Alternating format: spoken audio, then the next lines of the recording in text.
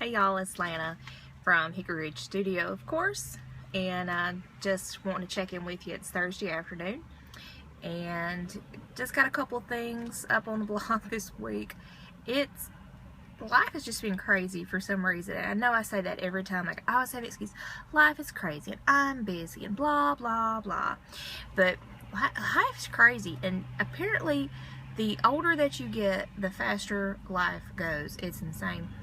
I have a new phone with a new camera, so maybe the video quality will be a little better, I hope. Cost enough that I'll be taking the videos for me. Y'all should see this super professional camera setup that I have in my car because it's hysterical. But it's being still for the time being, so quick video. This post that you're on right now is kind of a check-in, follow-up on a couple of posts that I've had lately that have turned out to be very popular, had a lot of response, and I'm doing the hand thing again, y'all. Anyway, and I just wanted to kind of follow up on them, and they're down in the body of the post. So, you know, the first one is going to be about the Cooksville United Methodist Church, where I actually am a member, and that post was really well received by the congregation. Thanks, y'all. I appreciate it. Everybody seemed to really like it. Everybody was really excited about it, and I actually was given the binder of history from our preacher, who's really sweet to do that, and I'm working on a little tiny project with that. I'll let you know kind of as I go how I'm going to deal with that, so trying to pull together my thoughts on that kind of thing. The second one that I've had more recently is on the Old Salem School. Tons and tons of comments on Facebook, and when I say tons and tons, we might have gotten into the 20s of comments. Everybody had the best stories and the best comments, so I'm going to have a little bit more typed up about that in the body of the post.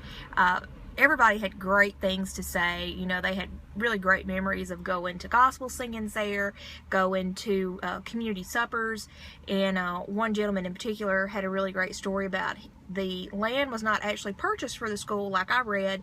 The land was actually given by his grandfather, and in the course of digging the well for the school, he was actually killed. He was actually killed in a drilling accident. So, like I said, that's kind of a downer, but I had some really great responses on that, so thank y'all. I'm glad y'all enjoyed that. The school is really interesting. It had a lot of really modern architecture elements to it. It was really surprising to kind of read about it. It was in use for a really long time. It was built at the turn of the century, so really interesting. If you're in the area, ride by, kind of look at it. I'm hoping that they'll go ahead with the renovation work that they said they were going to do to it. That'd be really cool to kind of see that kind of go forward. And the last thing, this is from Mr. Brent Coleman. It's the whole reason I made this video. I sent you a nice note in the mail. We'd emailed back and forth, but I feel like if I can't meet you, this is the best thing I can do. Maybe one day I'll meet you. But when I wrote the post on the Gulf Ordnance Plant in Prairie, and I'll have a link to that in this post, I have loved the history of that ammunition plant in Prairie forever. I love Prairie. I think it's a super interesting little town. It has a great history. And then I always loved the stories about the old Gulf Ordnance Plant because there were tunnels that were built to connect the buildings. Who doesn't love a secret tunnel? There was their own little spur of railroad track they had out there. They had dormitories out there for the people that couldn't drive back and forth from their house to work. You could just live in a dormitory there and then go home on the weekends. It was its own town unto itself. It's fascinating. And there's hardly any of it left. There's some of the bunkers, some of the tunnels, some of the old warehouses are actually still in use. But the majority of it had asbestos in it and it had to be torn down in the 90s. So, but I love the history of that. And a lot of my research that I got and pictures and really cool information came from a site by Mr. Brent Coleman. Thank you, sir.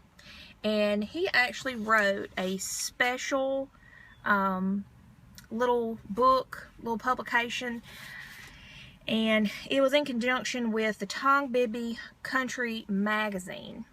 And I emailed him way back when and was like, hey, I'd really be interested in getting a copy of that. Do you have any? Can I buy it? How much is it? And I didn't hear anything from him. He emailed right back, and then he just kind of disappeared. And I thought, well, you know, oh well. And a couple weeks ago, I got an email, and he was like, I had a lady email me, was that you, about wanting to get a book? And I said, oh, yeah, that was me. Ooh. And we emailed back and forth a little bit, and he was like, hey, I just want to send you a copy. Free of charge, give me your address, I'll send it to you. And he did. And this is that publication. You can read that. And it's wonderful. It's really great. If you're interested in World War II history, if you wanted to read about this, this is a thing to have. And like he said, when he took this project on, there was no information out there. There was nothing. So it's great. I love it. It's got lots of pictures. The writing is great. It's wonderful. So, Mr. Brent Coleman, thank you so much. I appreciate it.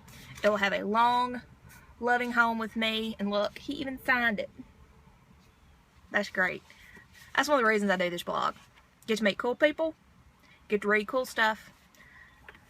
Get to learn cool history. So, I hope y'all are having a great day. I'll talk to you later. Bye.